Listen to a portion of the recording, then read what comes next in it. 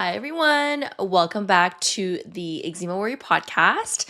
I am excited today because, as you can see, we are in another new environment, and this will be more of a stable environment, I would say, in the next few months. A little bit of my life update is that I recently just moved back to Canada. I don't exactly know how long I'm going to be here for, but definitely for the summertime, I'm going to be in this space. I'm very excited because I've missed this desk space so much. For those of you who may have been following me since 2020, I used to have my own cute little desk with my iMac, my salt lamp, and I always have a candle on my desk. That was the time when I first started my business, and it just feels very nostalgic, to be honest, to be back at my desk.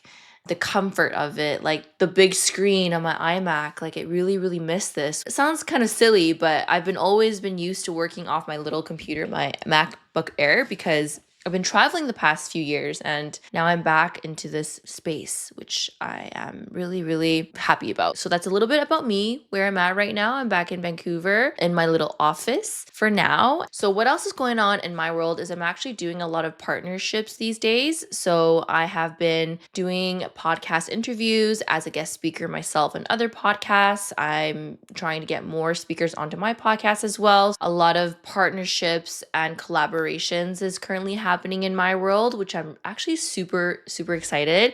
I've just started getting back into this over the past couple months, but I'm really honing in the next few months to do more of these. As I'm expanding my practice and seeing patients outside of eczema, which I've been doing now over the past year, I want to work with other practitioners and people in the space who don't necessarily have experience in eczema, because the skin is connected with all other systems in the body, which actually today's episode we're going to talk about, bring more experts and other people who have knowledge around not just eczema but other health conditions can be really helpful on this podcast, as well as just my audience in general. So I'm really excited about that, doing some networking events, meeting other entrepreneurs, putting myself out there, if you will, which is something that I haven't really done for a long time because I've been always just working online and being remote and just doing everything on my own. So yeah, very excited. That's basically a little bit of an update as to what is happening. I'm in Vancouver. Anyone who is from Vancouver and you want to connect, I'm happy to do coffee chats. I'm happy to meet up in person. Something I've really missed is like that human connection with people that you don't really get that much as an online business owner. So anyways, with that all being said, let's get into today's episode. I am very excited because I don't think I've actually talked about this topic. Today, we're diving into the episode about the gut skin emotion connection. Specifically, I want to talk about the science of the gut brain skin connection,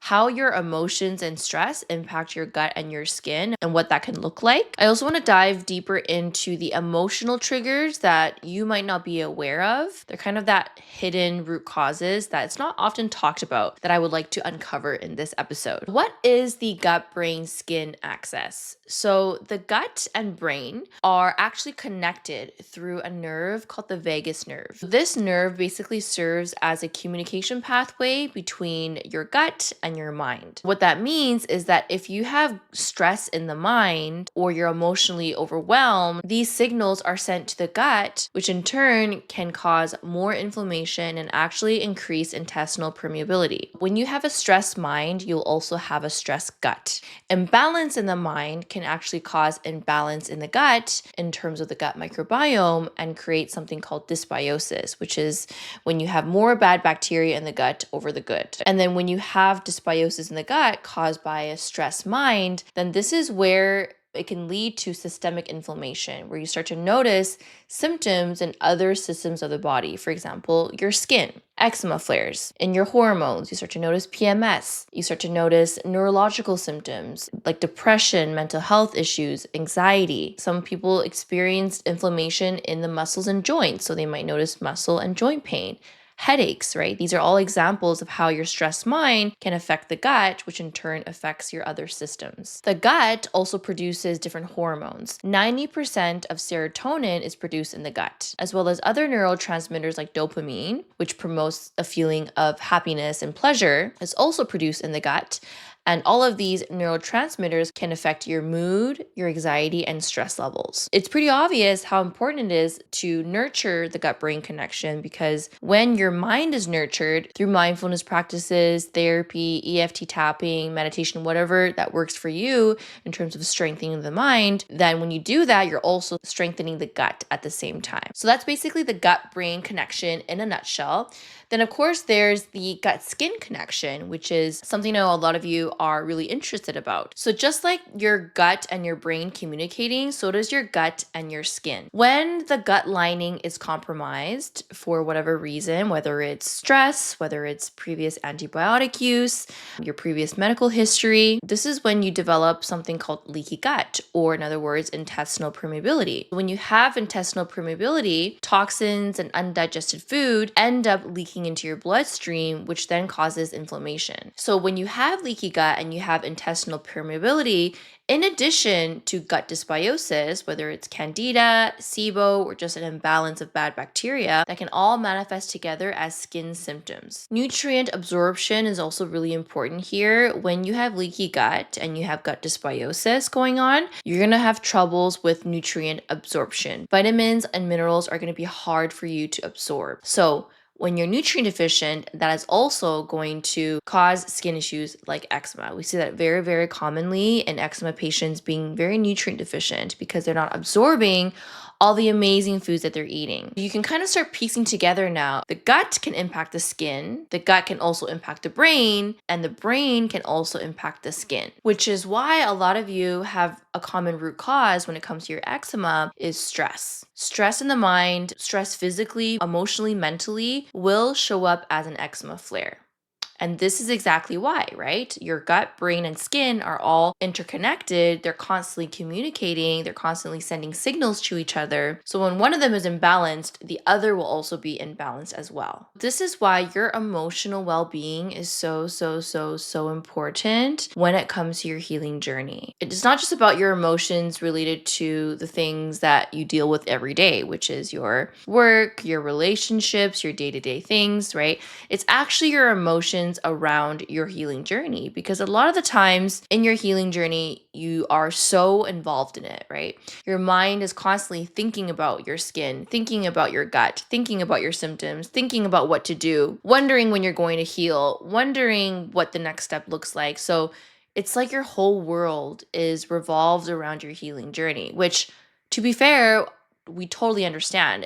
You know, when you're going through a health journey and you're trying to heal yourself from chronic symptoms, it's going to be on your mind most of the time. But we really have to think about how much is your healing journey affecting your day-to-day every day. We have to start thinking about how often you are overthinking about your healing journey. Are you constantly researching? Are you constantly in the groups, Facebook groups, reading about what other people are doing when it comes to their healing? Are you just in this space a little bit too much? Because while this can be helpful for your journey and learning how to heal, sometimes it creates this stress response in our bodies that you might not even be aware of. Like maybe your body's just in constant fight or flight because you're just constantly thinking about your journey and thinking about your symptoms. Remember, stress doesn't just come from your day-to-day life as a mom, as a parent, as a friend, as a partner, right? We can't get rid of that stress because stress is never something that you can just get rid of, right? We have to know how to build our resilience to stress, and that's how you prevent burnout and flare-ups from happening. The other stress that's not often talked about is the stress in the mind. And this is where the hidden emotional trigger that I want to talk about, because it's often overlooked when it comes to how we perceive our healing journey, can also be either a very stressful experience or a neutral experience. And what that means is I want everybody to see their healing journey as a neutral experience. You have a neutral relationship to your food. There's no negative relationship with food. You have a balanced approach to your healing journey without feeling like you need to control, without feeling you need to be perfect. And what's interesting that I've seen in my practice with a lot of my clients, it's not the things that they're doing that's not healing them, because for the most part, a lot of people are doing their best to heal, it's actually the perfectionism around their healing journey. It's the perfectionism around diet, around the obsession with healing, needing to know exactly how to heal, when to heal, and how it's going to happen. It's again that constant thinking and overwhelm about the healing journey that actually is the reason why people can't move forward. And also the reason why people start to flare. It's the gut skin emotion connection, right? You are constantly overwhelmed about yourself and your journey and your symptoms. That is going to damage the gut because you're in communication, your mind and your gut. It's going to cause intestinal permeability. It's going to increase the chances of you developing gut infections. It reduces your immune system or weakens your immune system. And then it creates this inflammation on the skin or in other areas of your body. It ends up being this cycle, right? Because you're thinking about healing because you really want to heal and you want to do everything you can to heal it. But if you lean too much on that side where it becomes obsession and perfectionism, it will backfire and you actually see less healing. As a practitioner who is in this holistic space, I want to empower you guys to find balance. So important, because balance is what is able for you to have sustainable healing. If it's all or nothing mindset, if it's this way or the highway, or it has to be this diet, or it has to be this perfect, it's never going to give you long-term results because you're always going to feel like you need to do more. A lot of the work that I do with my clients is, the strategy is super important. The protocol, the diet and supplements, important for sure, but it's actually uncovering some of these emotional triggers around their healing. How they feel about their diet. What are their thoughts when they eat a particular food? If they have a meal that has sugar in it or has gluten in it, do they frame that as bad? Do they have anxiety? What is the mindset around not only their diet, but their entire healing journey? Because if there's any sense of perfectionism,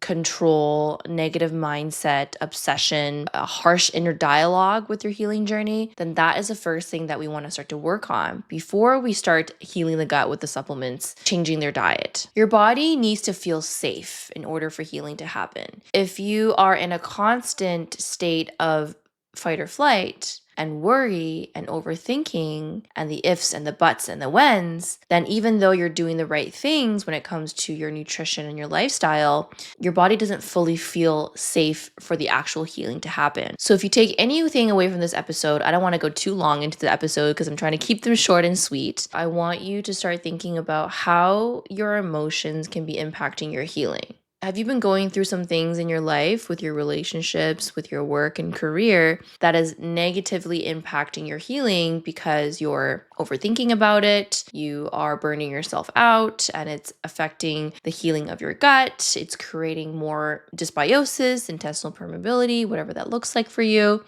And then, of course, because the cycle is a loop, right? Your emotions and your stress affect your gut. Gut affects your skin. But then also vice versa. Your chronic symptoms can also create stress in the body, right? Because you're thinking about it all the time and you're worried. And when it creates more stress, then that is when it causes more gut issues, more systemic inflammation. It can be a very scary cycle because once you get into it and you don't know how to get yourself out, you're going to start spiraling, right? So it's important, obviously, to understand that there's a connection between your emotions, your skin, and your gut. What's more important is actually doing something about it. If you have emotional triggers right now, like I mentioned, perfectionism, control, negative mindset, then I want you to start thinking about how you can start regulating your emotions, healing those limiting beliefs that you may have, and seeing how that plays out. Because that just might be the breakthrough for you. And we see it a lot in practice. It's less about the diet, less about trying to eat healthy and do all the things. It's more about understanding how you feel about your journey, really tuning into your emotions and your body, and asking yourself, how do you really feel about your healing journey? Do you have anger towards it? Do you feel frustrated? Is there a sense of control? Is there perfectionism? And those are the things, the deeper emotional triggers that I want you to work on, because when you heal those triggers, you'll actually start seeing more healing in your skin. Very, very likely. All right. Hope you enjoyed this episode, and I hope that it gave you some insight as to some deeper things that you may want to consider looking at, especially if this is something that is completely new into your world or you weren't aware that there's a connection between your emotions and your skin and your gut. Then I hope this opened your eyes into things that you may want to look deeper into. to. And if you love this episode and any of the other episodes, then be sure to hit subscribe to the channel, to the podcast. Leave us a review. That would help us so much in growing the podcast itself. Enjoy the rest of your day. Enjoy the rest of your night. And we will see you in the next one.